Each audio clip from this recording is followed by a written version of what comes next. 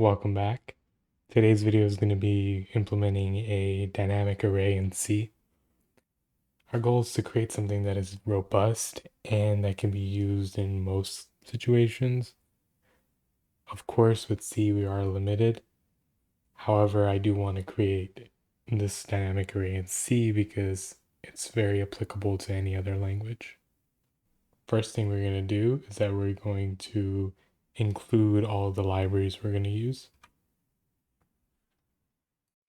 Next thing we're going to do is that we're going to create a structure which will hold the pointer for the data, the length, and the capacity. And inside this, we're going to add the members or the elements we need to actually keep track of the data.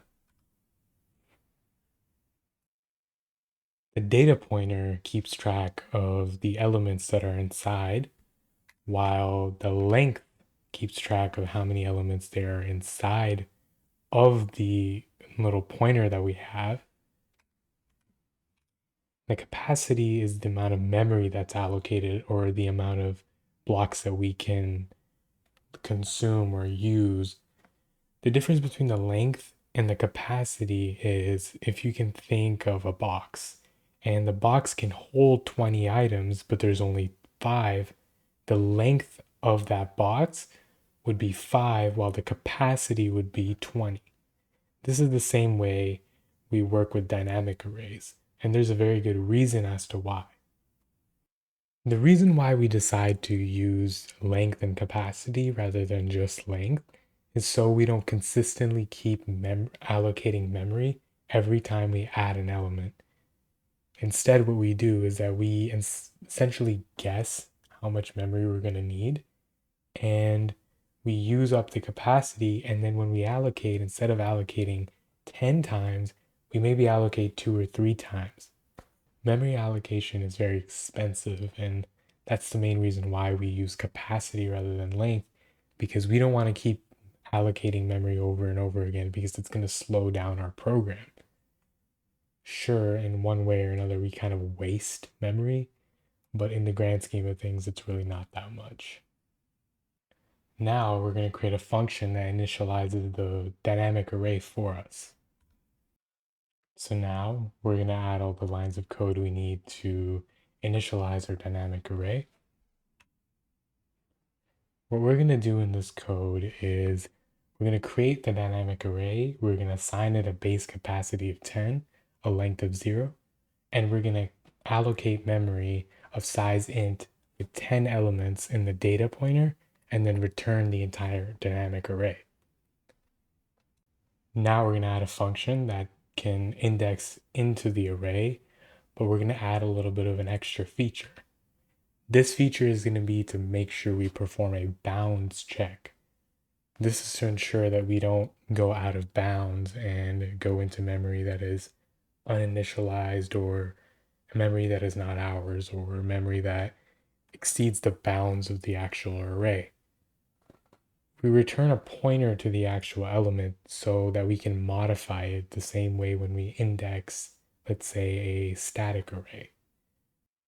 Next function we're going to add a function to actually add elements to the end of the array. First thing we do is that we check if the length of the array is greater than or equal to the capacity. This means we filled up that box that I talked about earlier, meaning that there's 20 items inside of a 20 capacity box.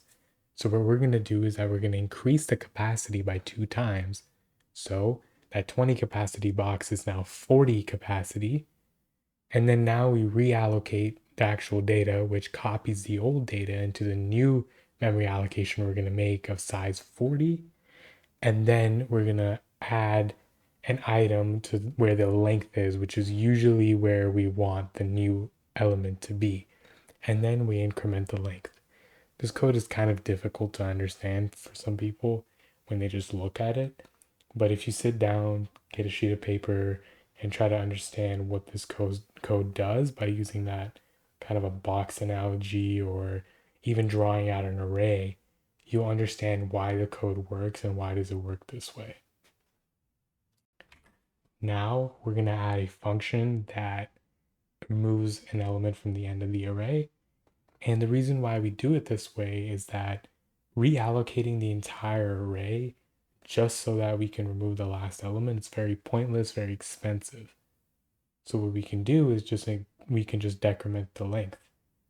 This makes it so we cannot access that element anymore. So essentially it's gone. If we pop and then push onto that array, it'll just overwrite whatever that was there before. So this is a very fast and quick way to actually remove the end element.